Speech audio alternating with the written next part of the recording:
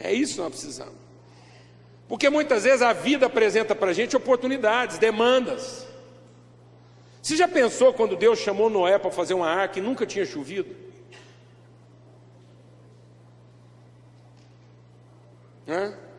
Deus chega para Noé e fala assim: Noé, eu acho que tem potencial aí para uma arca.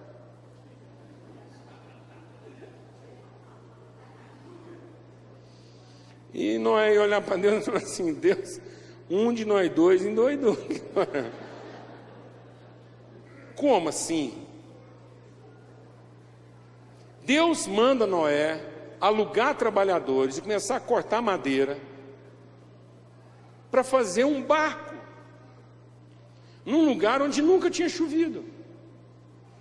Deus mandou Noé fazer uma coisa que só faria sentido muito tempo depois.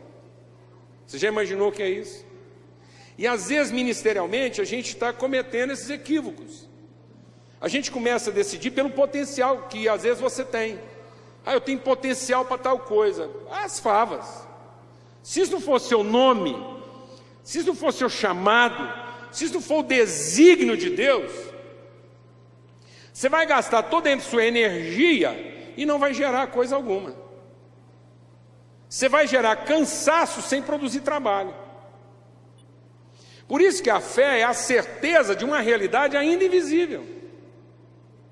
E aí eu me ajusto, eu me enquadro num processo que muitas vezes aos olhos de todo mundo que está à minha volta não faz sentido. Faz sentido só para você.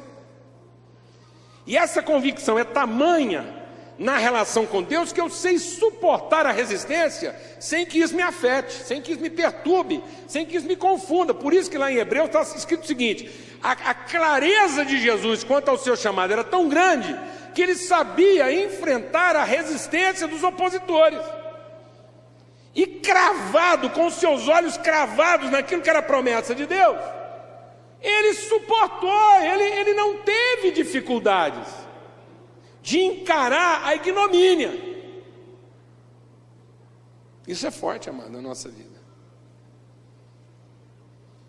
Isso é muito forte. Uma coisa foi a forma como nós tratamos Jesus, outra coisa foi a forma como ele se sentiu tratado.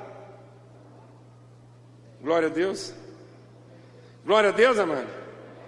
A forma como alguém te trata nunca pode ser a forma como você se sente tratado. Porque num certo sentido, eu não estou sendo tratado por ninguém, eu estou sendo tratado por quem? Por Deus.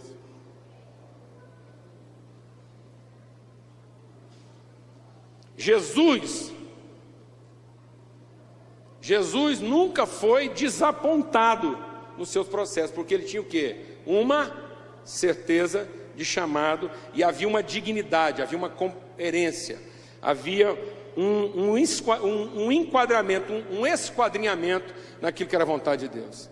Então rogo-vos, irmãos, pelas misericórdias de Deus, pela compaixão, pelo que Deus se revela, rogo-vos como prisioneiro, como alguém cativo desse chamado, que cada um viva de maneira digna da vocação que recebeu.